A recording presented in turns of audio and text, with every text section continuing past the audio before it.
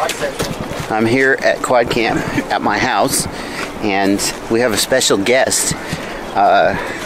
It's Anthony from Immersion RC. He stopped by, and he brought the rapid fire module. And I am going to find him and stick it in these goggles. And I'm going to just, prove that it exists. It's not just vaporware. There is at least one in the world. It's not just a render. And I'm going to see, I don't know. I'm going to take it, I'm going to run. Is there something there? What are we here to see? Yeah. Come on, don't hold out.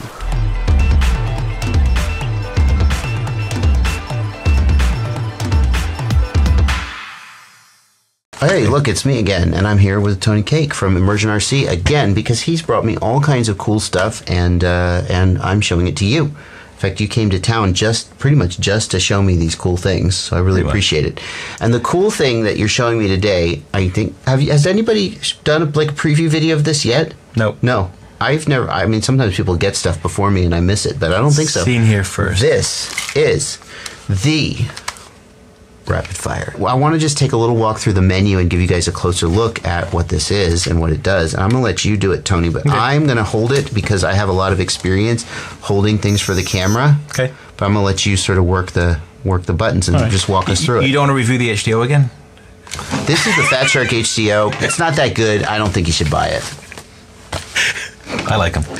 The Fat Shark HDO actually kind of was designed to work with the Rapid Fire. Yes. It's got a beefed up power module. Yes. And the Rapid Fire draws additional power. And in order to stop talking about the HDO, can people run this in goggles other than the HDO? Yes. What are they going to have to do? So it's compatible with all the Attitudes and all the Dominators. Mm-hmm. The Attitudes, it's plug and play. It comes with actually a second door, which is also available in one color. It's only Ferrari red. Mm-hmm. So it's a smaller, door that fits that. So that comes in. No need to 3D print anything. Okay. For the older Dominators, it actually comes with a little board that goes in the head tracker port. They'll need to run a wire across the front. But basically it comes with a wire. It's actually a flat flex wire. It's not a big bundle like people are used to. Ribbon wire. It's actually a self-adhesive, very, very thin cable, which actually sticks on the front of the goggles. Yep. And unfortunately, it covers up part of the Fat Shark logo. So we actually ship a sticker set in the box, which will cover that and replace the Fat Shark logo. Oh, nice. And we might actually add our own alongside it. Okay. All right. We'll see. So it'll look very cool, very clean. So actually, first thing I'm going to do is I'm not going to touch the screen. Okay. Because one of my requirements to the team when we were designing this is I hate complicated user interfaces. Okay. And one thing that frustrates me about a lot of aftermarket modules for these goggles is you can't use the channel buttons. Right. So the first thing is the channel buttons do exactly as you'd expect. Okay. How do you deal with the issue of the 8-channel sync? So, and for people who don't know the issue, the Fat Shark channel buttons don't send, up or down. They actually encode 8 different channel positions. Yep. And the problem is that if you're using them for something like this, when you get to the top of the channel, when you're on channel 8, you can't go up anymore. And if it's not synced up right, we use the absolute number. So if the goggles say go to channel 3, we go to channel 3. I see. So right? whatever none of this turn it on again and it's different. Okay. So when you go into the menu, you can actually change it in the menu.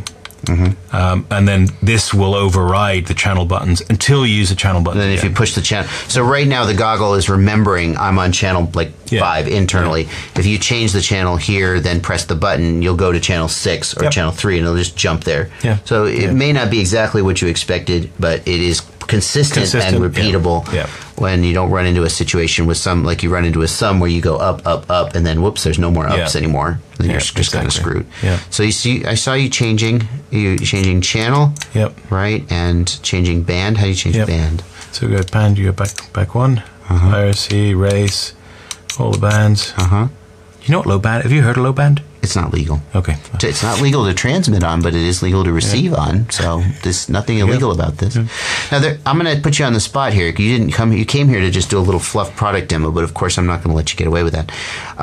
One of the things that always bugs me about some of these is that it's got band E, A, B, C, low. Yeah. A lot of times I just use Fat Shark and Race. Yeah. Does it have the ability to disable some of those bands if I don't want them? In fact, we've been seriously considering doing that as out of the box standard because nobody needs these other bands. A lot of people don't use band No. A anymore or whatever. No. So I'm going to throw that out as a feature request.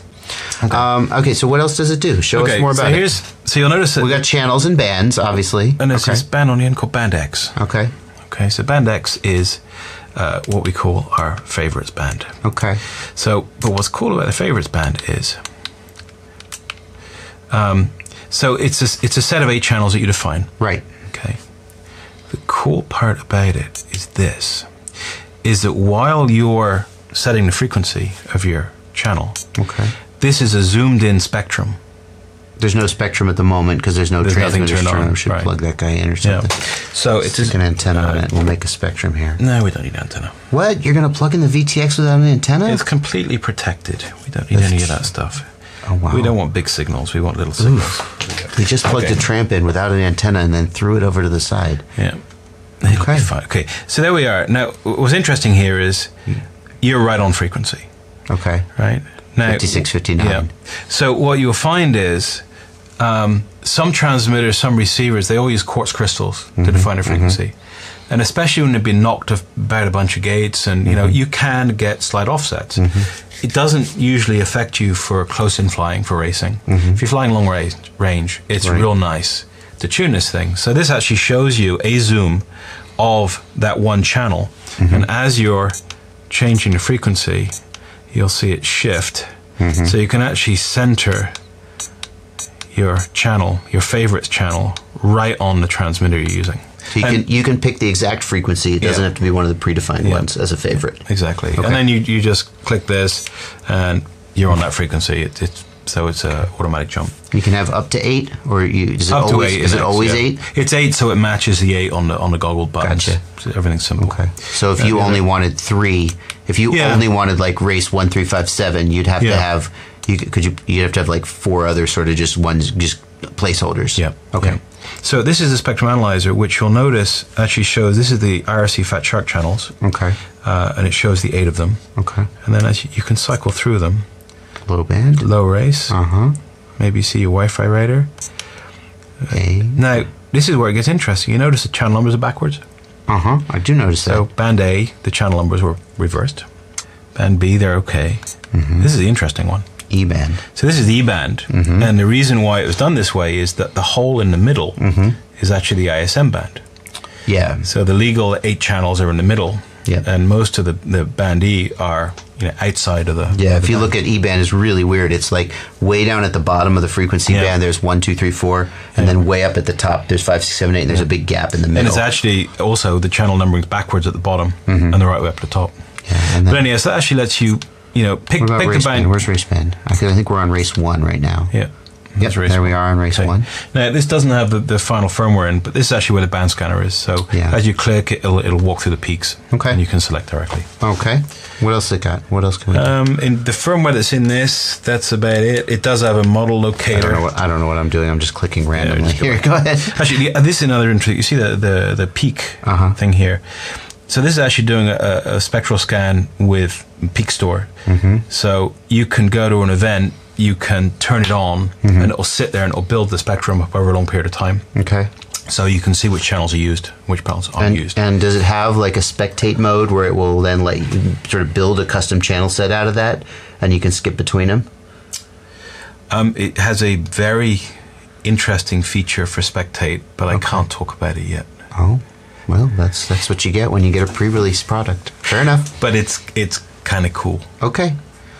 and Well. it's very unique. And as soon as you turn the cameras off, I'll tell you. Okay. Nothing for the cameras though. Fine. Fair enough. Not yet. Fair enough. What else have we got? Anything else you want to show us? That's the main stuff. Okay. We tried to keep it real simple. I mean, Yeah. it's a receiver. Now and that's interesting because I mean I know that you guys are dying to see this. I mean, and it's just such a curious product. People want to know about it, and I know you love walking through all those menus. But at the end of the day, most of what you showed us is nothing like new that we haven't seen before. It's a nice Yep. interface. What people are really most interested in is the performance. Does it live? Because this is actually you recently announced it's going to be $150 Yep. bucks. Yep. And that's very interesting because Clearview is like $250 and 280. $280. Yeah. Yeah, I get things for free. I don't know. No, I'll edit that out. The Clearview is $280, and this, without going into too much of inner secrets, this has been hyped as having similar technology, similar performance, and if it can deliver that at that price, that's very exciting. Only time will tell, though. This isn't a production sample, and as Iftron learned, there's a big difference between your production samples and your pre-production. Yeah. So I can't wait to get an actual retail version of this in my hands to test. I will give it to you in Shenzhen in 2 weeks. How about that? Oh, there you go. Very exciting. How about we meet at the Fat Shark factory? Okay. Yeah. I am going. Okay, I'll have to make a trip out there just to get it. Yeah. All right, cool. Thank you for giving us an early look at this, Tony. No problem. I know people are very curious about it, and I'm looking forward to testing it out. Excellent. Awesome. Thank you guys so much for watching, and I'd love to say product link in the video description, but there isn't one because it doesn't exist yet. Oh, it will be soon. Yeah, soon. All right, bye, everybody. Okay. Happy flying.